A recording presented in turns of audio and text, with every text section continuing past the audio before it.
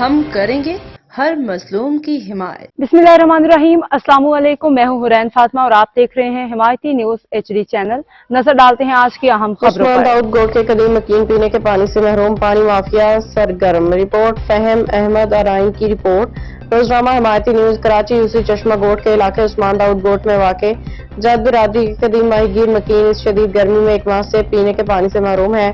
मुकामी ज़राए के मुताबिक इलाके में पानी माफिया ने अवाम का पानी बंद करके नई हाउसिंग सोसाइटियों लैंड माफिया को फरोख्त करना शुरू कर दिया। फिशरमैन सजाद फोरम के चेयरमैन मोहम्मद बख्श जत ने सूरत-ए-हाल पर शदीद तशवीश का इजहार करते हुए कहा कि इलाके के कदीम मकीन पानी जैसी बुनियादी सहूलत से महरूम है। उन्होंने मुतनबे किया कि अगर फौरी तौर पर पानी की फराहमी बहाल न की गई तो भरपूर एहतजाज किया जाएगा। इलाका मकीनों का कहना है कि यूसी चश्मा गोड के chairman Imran Yousafzai, vice chairman Nazir Bhutto जो इंतखाबात के बाद मंजर आम से गायब हैं, ने अवामी मसाइल से चश्म पोशी इख्तियार कर रखी है। टाउन चेयरमैन इब्राहिम हैदरी को भी मुतअद्दिद बार शिकायत की गई मगर ताहाल कोई अमली इकदाम नहीं उठाया गया। मोहम्मद बख्श जत ने इंडिया दिया, जब भी पाकिस्तान पीपल्स पार्टी के चेयरमैन बिलावल भुट्टो जरदारी से मुलाकात का मौका मिला तो चश्मा गोड के नुमाइंदों की नाअहली और इलाके की हालत जार से इन्हें जरूर आगाह किया जाएगा। रियाज गोड जो कि सेक्शन 2 एकड़ पे हुआ मगर 2000 एकड़ जमीन पे गैर कानूनी बनाया गया है। आसिफ जत ने लैंड माफिया के साथ मिलकर जिला कौंसिल कराची का वाटर सप्लाई स्कीम जिसको पानी का इस जमीन में 6 करोड़ में फरोख्त की है। ये इलियास जत गोड का वडेरा है जो कि हजारों एकड़ अराजी फरोख्त कर रहा है। ये है तस्वीर इकबाल जट की टोपी पहने हुए नजीर भुट्टो के साथ बैठे सामने नजर वीडियो में सरेआम गालियां सुनाई दे रही हैं, आप सुन सकते हो। ये है तस्वीर आसिफ जत की जो कि नजर भुट्टो का हाथ मिला रहा है। इलाका मकीनों ने हुकूमत से मुतालबा किया कि फौरी तौर पे पानी की फराहमी बहाल की जाए और पानी के गैर कानूनी फरोख्त में मुलविस अनासर के खिलाफ कार्रवाई की जाए। अस्सलाम वालेकुम। मुंहिंजो नालो मोहम्मद बख्श आहे। जीअं तक जेको मलीर टाउन इब्राहिम हैदरी जे यूसी चश्मा ॻोठ जा जेका ओस्मान दाऊद ॻोठ जा जेका मकीन आहिनि उहो महीने खां पाणी जे तलाश में जत बिरादरी जा बच्चा जेका आहिनि उहो दारिन ॿियनि जे घरनि मां पाणी भरण ते ॾाढे 2 किलोमीटर दूर जेका आहिनि उतां वञी पाणी भरीनि पिया। अफ़सोस जहिड़ी ॻाल्हि आहे मुंतक़िल नुमाइंदा सभु गेब आहिनि। टाउन चेयरमैन जेके आहे यूसी चेयरमैन इहे बि गेब आहिनि ऐं बिल्कुलु इलेक्शन खां पोइ जेके हिते नज़र ई कोन आया आहिनि। न टाउन चेयरमैन नज़र आयो आहे न यूसी चेयरमैन नज़र आयो आहे। को बि मुंतक़िल नुमाइंदो हिते मतिलबु नज़र न पियो अचे। पाणी असांजा जत बिरादरी जा जेका बचा आहिनि पाणी जी बूंद बूंद लाइ हिन गर्मी जे भाउ में तपिश में मासूम बचड़ा ऐं लेडीज़ वग़ैरह ॿियनि जे घरनि मां पाणी भरण ते 2 किलोमीटर परे खां पाणी भरण ते मजबूर आहियूं। इन लाइ रद्दमल खे असां मथे रखंदे असां जेका हिन ते इंशा ताला जल्दी हिकिड़ो एहतिजाजी मुज़ाहिरो कंदासीं मलीर प्रेस क्लब अवामी प्रेस क्लब ते ऐं इन खां अलावा हिते इलाइक़े जे में बि असां मुज़ाहिरो कंदासीं।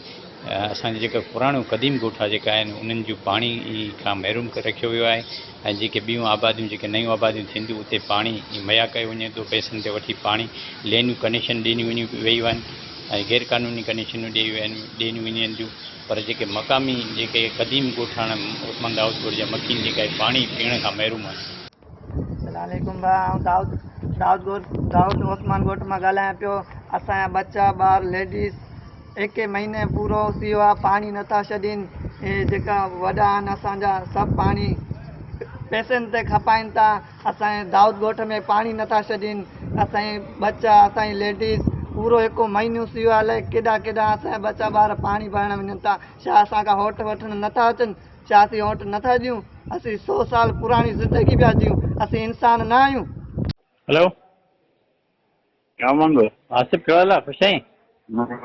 यार पाणी कोन पियो अचे कि महीनो कोन थी वियो। असांजा बच्चा वीचारा उतां किथां भरण वञनि पिया ॻोठ जा पूरे दाऊद ओस्मान दाऊद ॻोठ जा। हा पाणी ॾिनो ॻोठारे पाणी मथे चढ़े पुॼे कोन पियो सम्झ।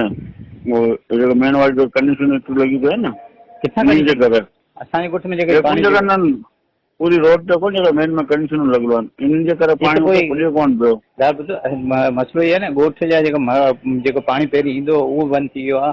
ॻोठ में बचा वीचारा अलाए किथां फिशरी में अलाए किथां भरनि पिया ॿियनि धारनि जेको हिते जेको नया आबादियूं थींदियूं पियूं हिते कंडीशनूं सोसाइटी वग़ैरह खे मिलनि पियूं। इन्ही जे करे कोन मुंहिंजा वार अलॻि आहिनि। सभिनी जा वाल सिस्टम आहिनि। तव्हांजो वाल ई अलॻि आहे।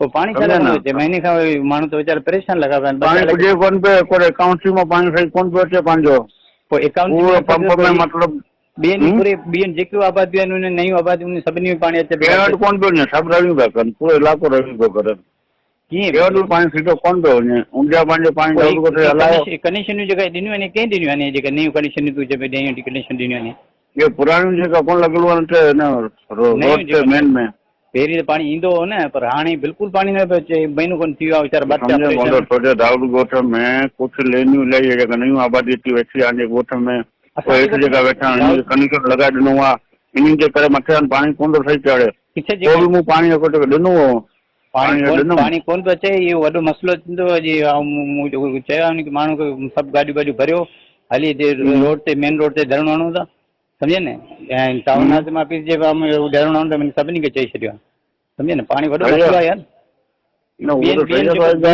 ॿियनि आबादियुनि में पाणी वञे पियो जेके नयूं प्लाटिंग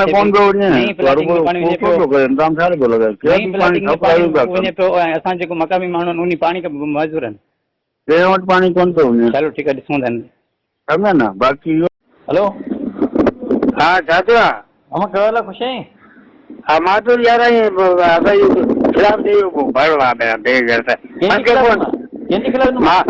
इन तो जेको करे मां ख़ुशि सब कंहिंजे खिलाफ़ ॾिनो आहे अब तक के लिए इतना ही। मजीद खबरों और अपडेट्स के लिए देखते रहें हिमायती न्यूज HD।